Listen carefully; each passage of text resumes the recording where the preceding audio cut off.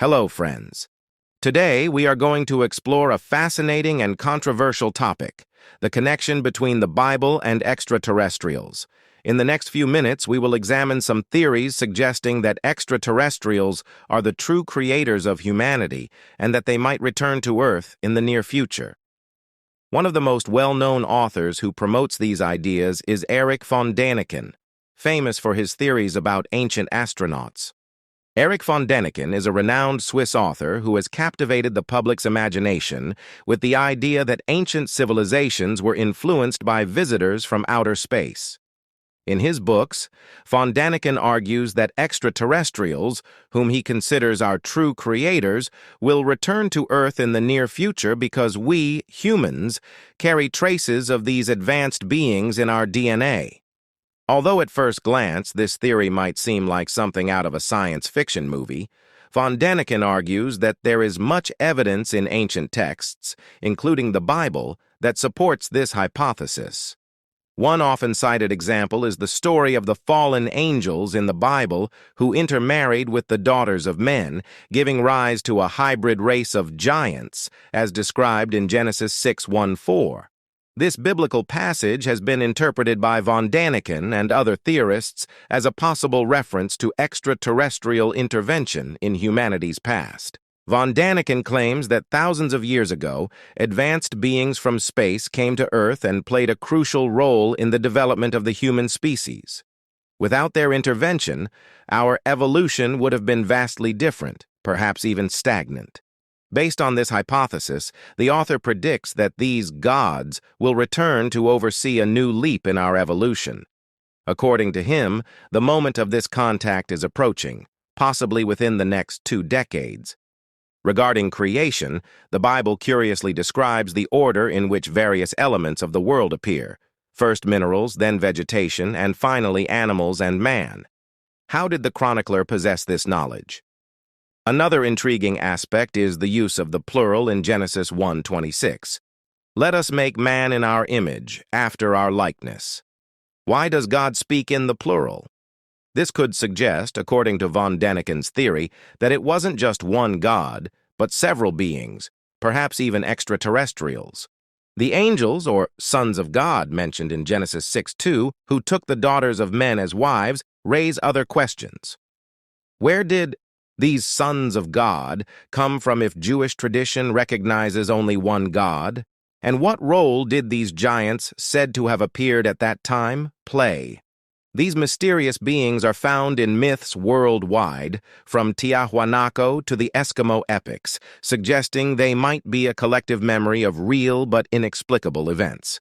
If these giants and other sons of God were actually extraterrestrials, then perhaps their advanced technologies enabled the construction of colossal stone structures that defy conventional archaeological explanations. Some argue that these ancient astronauts intervened to guide human civilization on the path of development. The Book of Enoch, an apocryphal text of the Bible, provides an even more detailed account of the fallen angels who descended onto Mount Hermon and wished to live among humans, teaching them the secrets of astronomy, metallurgy, and mathematics. These advanced teachings could be interpreted as evidence of extraterrestrial intervention. Von Däniken suggests that the biblical story of the fallen angels might reflect a conflict between 2 groups of extraterrestrials, some who created and helped us, and others who rebelled against them, trying to take control of Earth. This cosmic war would have ended with the defeat of the fallen angels, but the extraterrestrial influence did not stop there. UFOs observed between 1965-1968, especially in Canada, are considered by some to be evidence that extraterrestrials are still present on Earth. For example, in April 1968, 2 young people in Vancouver observed a bright light above a forest, followed by the appearance of a strange creature, small in stature and wearing a silver suit, which moved at an incredible speed through the trees. Erich von Däniken continued to publish works exploring possible connections between ancient mythology and extraterrestrial phenomena. He also draws attention to the observations of the Italian astronomer Giovanni Schiaparelli in 1877, who discovered the so-called canals on Mars, first suggesting the possibility of life on that planet. This inspired later works of fiction such as H.G. Wells' The War of the Worlds, which predicted a future where humans could be invaded by Martians. The Roswell incident of 1947, where a UFO is said to have crashed in New Mexico and an extraterrestrial was recovered, is one of the most famous cases suggesting the continuous presence of extraterrestrials on Earth. Henry Coanda, an aviation pioneer, built a flying craft in 1932 without moving parts, which may have inspired the design of UFOs reported later. Angels in ancient cultures, from Babylonians to Egyptians, were often described as winged beings serving divine will. However, some researchers suggest that these angels might have been extraterrestrials with advanced technologies. For instance, the Book of Enoch describes how angels descended from the sky to share advanced knowledge with humanity.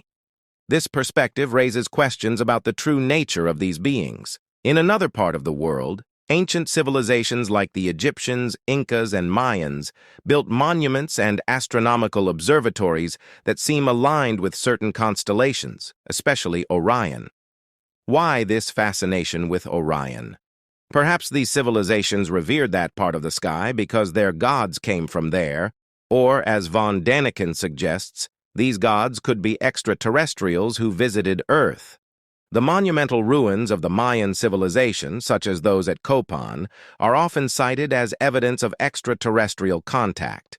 Their advanced architecture and elaborate carvings raise questions about the origins of their knowledge. Some researchers, like P. Coppens, argue that the Mayans had access to advanced knowledge that cannot be explained through conventional archaeology. One of the most mysterious structures in Copan is the hieroglyphic stairway, which contains the longest known Mayan inscription,